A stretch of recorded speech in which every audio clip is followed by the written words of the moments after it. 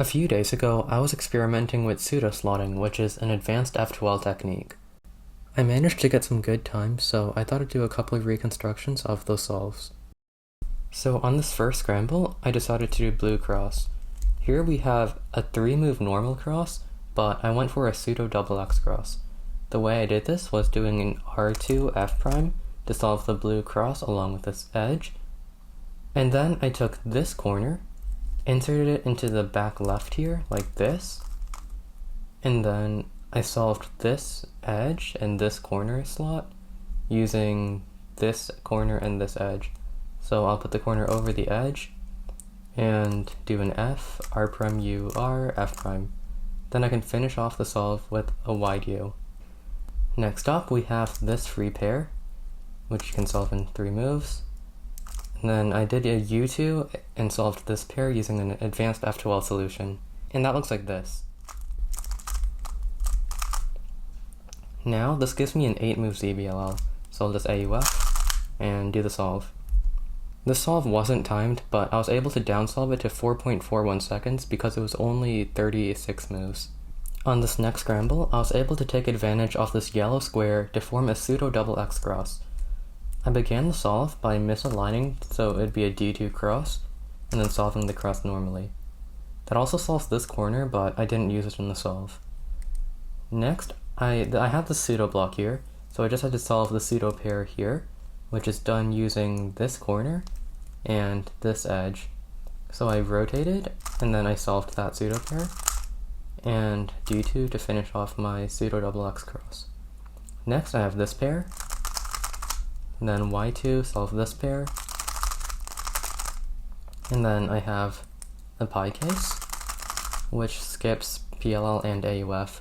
This was a 6.08, which is by far my best solve using pseudoslotting. I'm going to show you a different solution that you could have done for the scramble. I think it's a little bit better for F2L, but it doesn't result in that PLL skip. So you start out the same way, like this, but this time you'll actually use this corner, and instead of making a double pseudo X cross, you can make a triple pseudo X cross by flipping this edge first.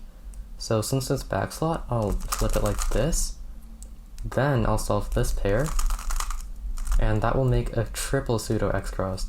I wasn't able to see this in inspection, but it's definitely a super cool solution. Next we can solve this, and just because I want to be fancy, I'll use winter variation, and then R perm.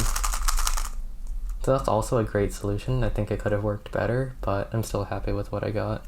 On the third scramble, I was able to pseudoslot again, but not in an X cross. I began by solving the cross normally, like this.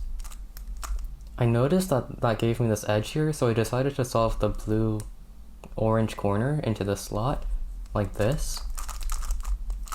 And then from here, I can rotate and solve this 3-move pseudo pair. After that, I have a free pair here, and then I rotate again and solve this pair. Then I'll do OLL and PLL. The solve was a 716 and it had 7.8 TPS. On this scramble, I was able to take advantage of this 2x1 block to pseudoslot during F2L. I began with the standard cross solution, like this, but before finishing this last cross edge, I cancelled into solving this pseudo pair.